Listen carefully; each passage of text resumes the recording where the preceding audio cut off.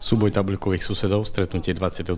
kola 4. ligy dorastu Západoslovenského futbalového zväzu skupiny C, dorastu Močenku a Veľkého Zálužia začali lepšie hostia. V 5. minúte spoza 16 namieril presne Cocher a Veľké Zálužie viedlo. Domáci mohli vyrovnať po hypovej prihrávke s Klenárom, no proti bol Matejčka. Smerom dopredu boli o niečo aktívnejší dorastenci Močenku, ale šance Benčíka a neskôr Deváta ostali nevyužité. Vyrovnanie prišlo v 28. minúte. Zálužie zabudlo na voľného z Klenára 1-1.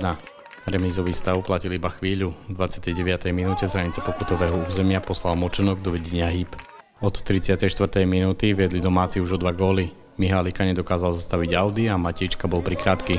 Obrana Veľkého Zálužia nemala svoj deň. Sklenár svojím druhým gólom zvýšil vedenie Močenku už na 4-1. Hostia neskôr pohrozili ďalekonosným pokusom Saba. Veľkému Zálužiu robil veľké problémy Mihálik. V 45. minúte poslal prihrávku na nohu Hýpa a Močenok vyhral prvý polčas 5-1. Do druhej časti vstúpili lepšie domáci. Hlavička Packu v 50. minúte išla nad a pokus Hýpa vytlačil striedajúci brankár Kryžan. Neskôr sa hra preniesla medzi 16. V 77. minúte trafil z priamého kopu Sabo brvno Blehovej brány. Do konca stretnutia sa Veľkému Zálužiu podarilo stav skorigovať. Druhý presný zásah hostí si na konto pripísal Sabo. Konečný výsledok FK Močenok, SK Veľké Zálužie 5-2. Nastúpili sme v takom nejakom zložení, že chlapci starší, čo sú, tak išli záčko ešte, majú zápas. A hovorím, hrali sme, prvých 15 minút boli dobrí, spokojní som, len potom sme nejaký taký skrat dostali, čo nás trápi celú sezónu a druhý polčas už taký vyrovnaný. Veľmi ťažko sme začali dobre dotláčať, super. Vedel som, že budú problémy, ale nakoniec sa podarilo dať gól.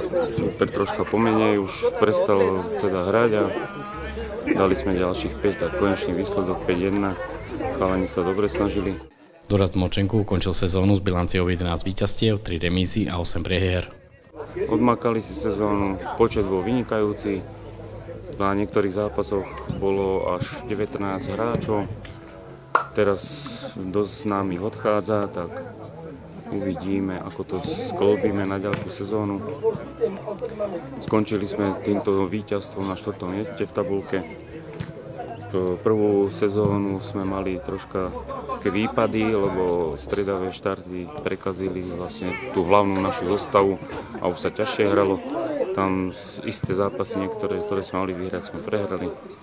Tak preto to 4. miesto až teraz, ale celkovo chalani vynikajúci kolektív. Hrali so srdcom a musím ich pochváliť. Bude ľúto za nimi.